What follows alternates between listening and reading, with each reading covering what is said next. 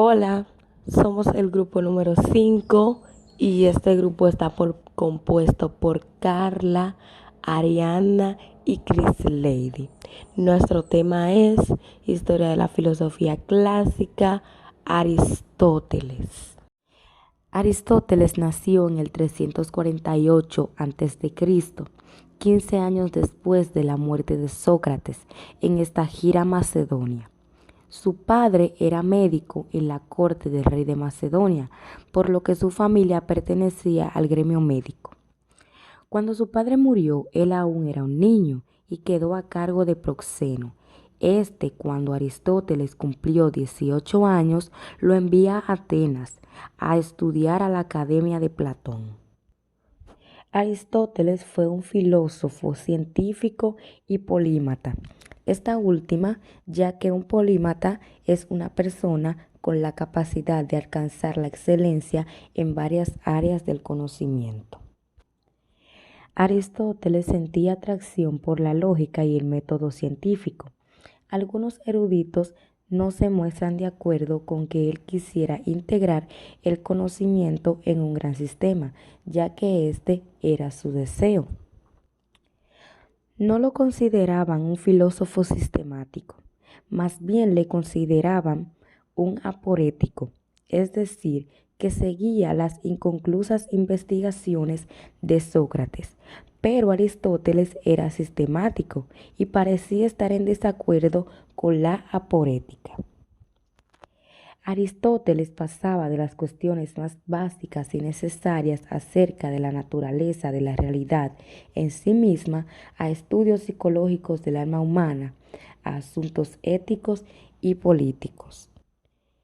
Ejemplo de esto tenemos las siguientes obras o las siguientes investigaciones y trabajos de Aristóteles: la metafísica, acerca del alma y sus breves tratados de la naturaleza, poética y arte retórica.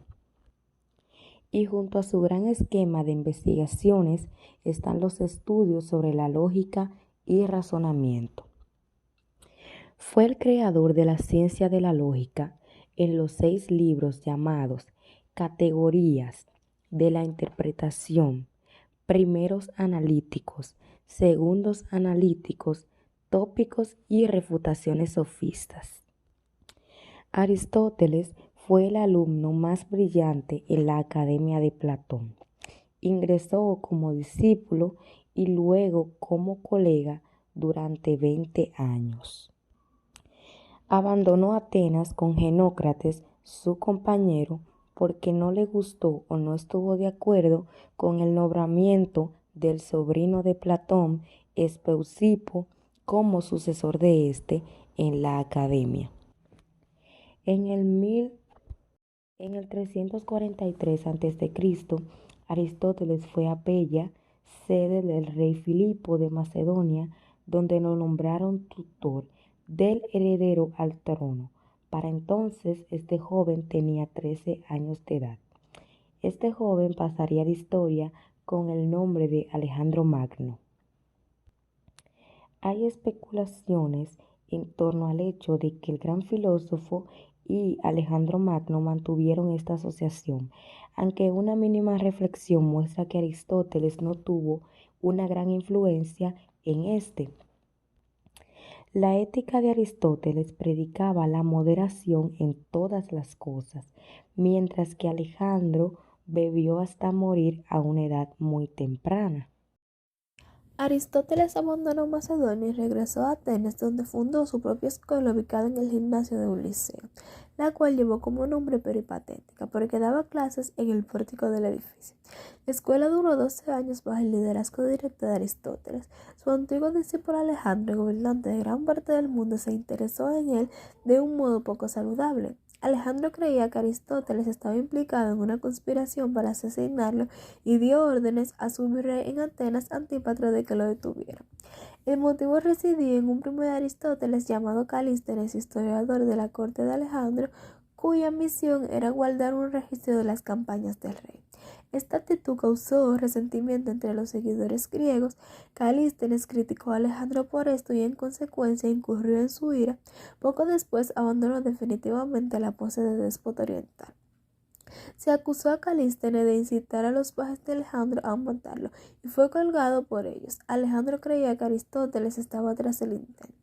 La acusación formulada contra Aristóteles fue una habitual impiedad, como se había hecho con Sócrates. Dicha acusación tenía que ver con un poema escrito hace 20 años en honor a Hermes. Como más vale prevenir que lamentar, y Aristóteles era un hombre de prudencia, se fue de Atenas diciendo, en alusión como la ciudad había tratado a Sócrates, que le evitaba así cometer un segundo crimen contra la filosofía, se trasladó a Calcis en Eubea con sus discípulos, donde murió un año más tarde. Aristóteles escribe su división de la filosofía. La primera gran división se establece entre la filosofía teórica y la filosofía práctica. Se dice que la filosofía teórica tiene 3 componentes. El más general es la primera filosofía denominada metafísica, después de la matemática y después de la física. La física trata de la naturaleza y de todo lo que contiene desde los cuerpos celestes a las plantas y los animales, los fenómenos estudiados por la física, los materiales y poseen movimiento. Las matemáticas tratan de medir y cuantificar. Las metafísicas tratan de con las características universales y fundamentales de toda la realidad. La filosofía práctica es una cosa en particular, la ética es parte integral política, significativa de estudio del Estado, la ética y la política van de la mano. Se podría decir que Aristóteles pensaba que la política era una teoría de la conducta general y la filosofía práctica suele disponerse en 3 ramas: ética, economía y política. Los escritos de Aristóteles acerca de la lógica se conocen como instrumento para indicar, así como son tratados sobre los métodos de investigación y de razonamiento. Aristóteles sostuvo que la unidad fundamental de interés lógico es la proposición. Aristóteles analiza la estructura de las proposiciones dividiéndolas en 2 componentes principales, el sujeto y el predicado. El sujeto es aquello acerca de lo cual dice algo cierto o falso, el predicado es lo que dice el sujeto. Los escritos de Aristóteles acerca de la lógica se conocen como órganon, una palabra que significa instrumento, para indicar así que son tratados sobre los métodos de investigación y de razonamiento. Su brillante sistematización de la ciencia misma de la lógica se ve en las categorías, la interpretación y en los primeros analíticos. Resulta útil saber algo acerca de la lógica aristotélica, porque importantes desarrollos de la filosofía posterior giran en torno a ella, o bien fueron provocados por extensiones o desarrollos de ella, especialmente las obras de Goldton Frege, Bertrand Russell y demás exponentes de la filosofía analítica del siglo XX. La unidad fundamental de interés lógico, según Aristóteles, es la proposición. Lo que se dice y eso que se dice puede ser verdadero o falso. Una proposición no es una oración y no debe confundirse con una oración, mediante la cual se la expresa, ya que un mismo juicio puede expresarse a través de oraciones. Por ejemplo, la frase "me duele la cabeza", si la dice una persona puede ser falsa, mas sin embargo, si la dice otra puede ser verdadera. En este caso, la misma oración expresa proposiciones distintas. Aristóteles analiza la estructura de las proposiciones dividiéndola en 2 componentes principales, el sujeto y el predicado. El sujeto es aquello acerca de lo cual se dice algo cierto o falso.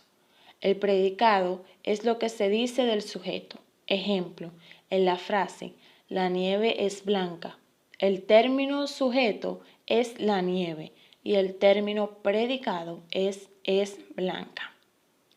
Los escritos lógicos de Aristóteles contienen 2 informes ligeramente diferentes de cómo se ha de clasificar. Uno es el esquema de categorías, a veces también llamadas predicamentos y el otro es el que acabaría por ser conocido como las 5 palabras o los 5 predicables. La intención tras la idea de las categorías es revelar lo que estamos diciendo cuando hacemos una afirmación. Por ejemplo, si se dice A es blanco, el predicado entra en la categoría de cualidad, es decir, nos dice cómo es A. Si se dice A es un copo de nieve, el predicado entra en la categoría de sustancia, es decir, nos dice qué cosa es. Si se dice hay 5 copos de nieve, el predicado cae en la categoría de cantidad. ¿Cuántos hay? Si se dice un copo de nieve cayó tras otro copo de nieve, el predicado entra en la categoría de relación. ¿Cómo se relacionan entre sí? Sustancia, cualidad, cantidad y relación son las 4 principales categorías. Aristóteles añade 6 más, que son lugar, tiempo, posición, condición, actividad y pasividad. La investigación de Aristóteles de cómo estas clases se relacionan entre sí y son representables de estos modos le proporcionó el concepto de una clasificación en género, especie, diferencia, propiedad y accidente. Estas son las 5 palabras, quinque voces, como más tarde las llamaron los lógicos, y enunciaban los modos en que un predicado puede relacionarse con un sujeto, o dicho de otro modo, las maneras en las que podemos hablar de algo. La epistemología y la metafísica de Aristóteles son radicalmente diferentes a la de Platón. La teoría de Platón exige formas trascendentes como únicos objetos apropiados para el conocimiento como tal, y por tanto la existencia de un reino solo accesible a través de la mente. Aristóteles describió la teoría de Platón como una mera metáfora poética. En su opinión, su peor defecto es su incapacidad para explicar el cambio y la creación de nuevas sustancias. ¿Cómo pueden las formas trascendentes, eternas e inmutables causar algo en el reino de lo sensible, donde todo está en constante movimiento, cambio y flujo? La opinión de Aristóteles es que, en lugar de pensar en las cosas individuales como copias de o de algún modo cosas que participan de una forma, deberíamos verlas como compuestas de materia y forma, siendo esta la única inmanente en la materia. La narración aristotélica del cambio gira en torno a la idea de potencialidad, en griego dunamis. Esta palabra procede de la palabra dinámica.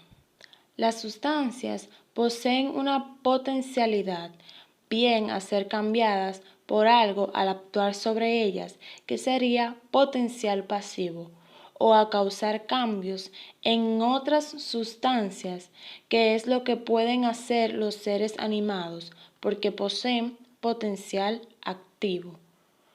Para el cambio se necesita que la potencialidad se haga real, algo que él llama energía. Esto lleva a la tesis aristotélica a la primera causa de todas las causas, dado que todo es una concreción de materia y forma que ha sido unida por una causa, y dado que la cadena causal no puede retroceder para siempre, ha de haber una primera causa que, rompiendo este retroceso, sea causa de sí misma.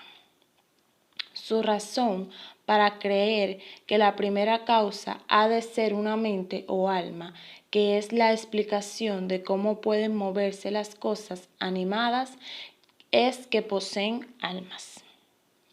Aristóteles adoptó la idea de que la sensación es una cualidad pasiva de las almas, que les permite resultar cambiadas por el contacto de sus cuerpos con las cosas del entorno exterior.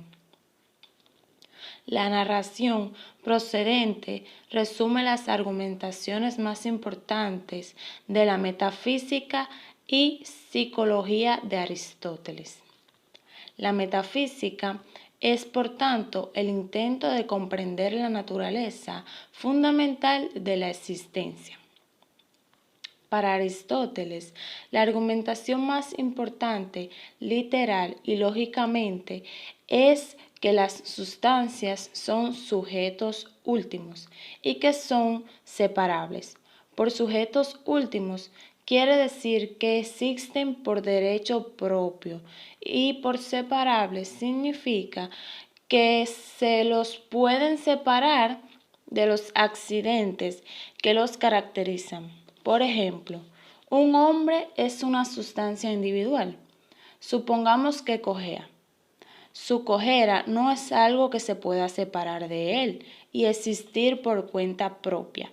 De modo que cojea no es una sustancia separable, pero el hombre lo es. Se lo puede concebir aparte de su cojera. Sin duda, esta explicación es de una doctrina difícil por parte